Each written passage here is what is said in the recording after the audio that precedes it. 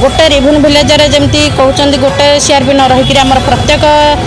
CLF जमी CRP भाव में कम करमती कम करूँ। आमर फास्ट दाबी है आमको स्थायी निजुक्ति दि जाऊ आउ परफॉर्मेंस अनुसार जो आमको दौर इनसेटिव आकार कहते दरमा देवे बोली सेटा न देखिए आम फिक्स दरमा गोटे दिंतु। आगुरी आम जो भाव में दरमाटा पाऊँ आमको सेमती फिक्स दरमा दरकार आउ प्रत्येक आंचलिक मंच में आम जमी सीआरपी भाव में जड़े जड़े